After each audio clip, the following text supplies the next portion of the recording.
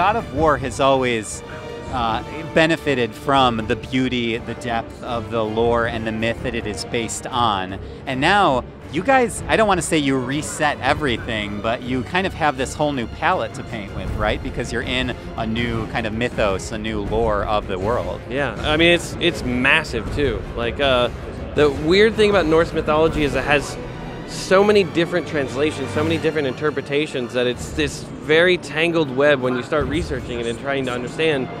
And then, as God of War has done in the previous games, we sort of find our inroad. Ways that we can kind of parallel path things that are going on and feel like we've injected ourselves into a little bit of that history. So there is a story about this stonemason who has a bad run-in with Thor and ends up getting a chisel knocked in his head. And that actually turns out to be a level that we're going to visit in the game. Tell me a little bit about the research. A lot of it is the initial research. You know, everybody on the writing team was reading the Prose Eddas and really starting to research how the myths were translated, how they kind of spread out and are told, as well as then the art team. We had a large group of people go out to Iceland, which we had some really cool experiences with them out there. So they went there for an art research trip, and then we actually rented this church to actually record some of the soundtrack in. Oh, unbelievable, man. It's so good. And both times, all I got to do was see it on like a little monitor. The designers must have had such a fun time, like kind of breathing new life into a very familiar and very iconic world like God of War. Yeah, it's the artists all kind of talk about like this is the type of game that they really want to work on, and I think you can really see that throughout all of the team.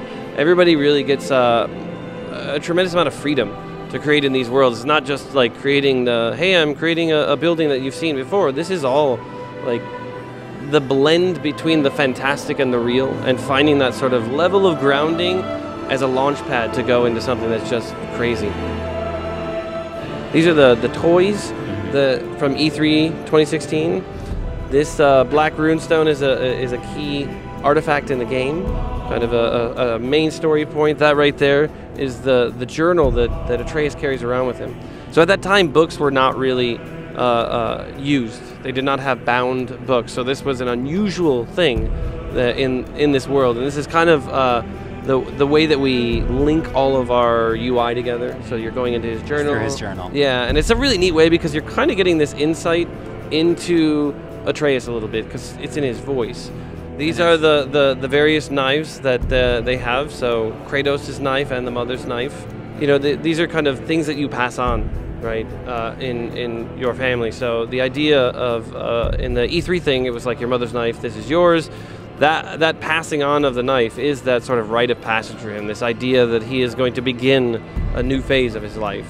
Every single part of this world has a story. Every single part of this world connects to sort of the core theme of family and fathers and sons and mothers and sons. Like everything all connects to it. Brock and Sindri have a complicated family relationship that you affect, that you change, right? And they're the guys who are just like upgrading your equipment, and you know, like I wanted to make sure that there wasn't anything about this game that didn't feel like it was just rich with the lore. Is the father-son relationship just completely central to this experience, would you say? That was the core building block, right? Like that's where all of this began.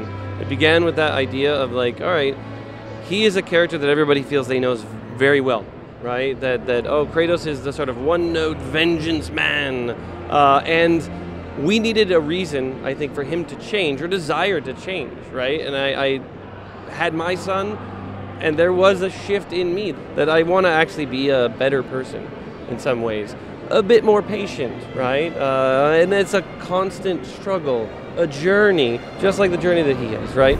The early years of Atreus and Kratos' relationship, when his mother was alive, you know, she spent most of the time potentially with this figure here. This figure is the mother, and you know, and again, lazily as a writer, I'm pulling so much from my own life. Is that, you know, I spend a lot of time at work, so my son spends a lot of time with my wife, and you know, in some small way, this is a reflection. Although Kratos really is struggling with figuring out how to relate to his son, right? Because he carries a tremendous amount of baggage, being responsible for, spoilers, the death of his previous family. So I think he feels as any child would, that his dad doesn't like him. And Kratos just doesn't understand how to relate to him yet. He knows he needs to figure it out, but it's always that thing he's going to do someday in the future, right? Yeah. And then combine that with the fact that he doesn't know that he's a god, but he's experiencing all these bizarre things, right? Which he sort of has to internalize because no one's talking about any of those things. So it's definitely a very heavy weight for him to bear. This is kind of one of the starting emotional and narrative starting points to the story, right? This is Kratos' house. So this is basically standing right out front of Kratos' modest home. And the whole game is filled with all these little details of like, right here, this is kind of a Norse blessing to kind of protect those who live in the house. So runes and sort of the written language and the spoken language are kind of the power of this world. So they use it to, like the tattoos that Atreus has all over are kind of like steady mind. He has that tattooed on the back. And then, you know, strength and precision for his sort of bow draw arm. So it's kind of a neat way to fold in this sort of language into the world.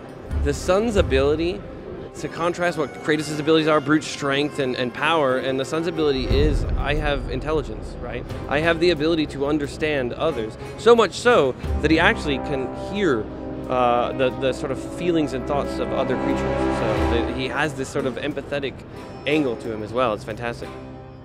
Chris Judge, our Kratos, put it the best in an interview I was doing at PSX, I think, when he said, how can you father if you've never been fathered yourself, right? And it's like Kratos' complex past of having, you know, Zeus as a dad, and having his dad try to kill him really kind of damaged his ability to understand what fatherhood really should be.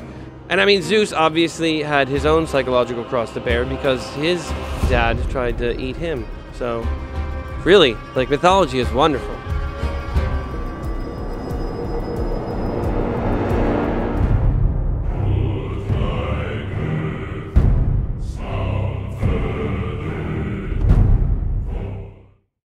For the players.